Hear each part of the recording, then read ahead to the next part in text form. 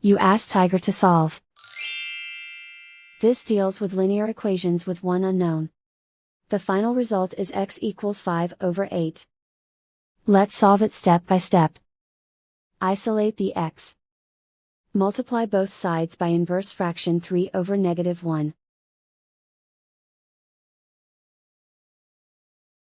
Group like terms. Multiply the coefficients. Simplify the arithmetic.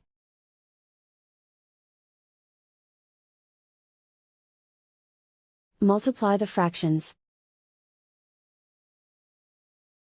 Simplify the arithmetic. And so the final result is x equals 5/8.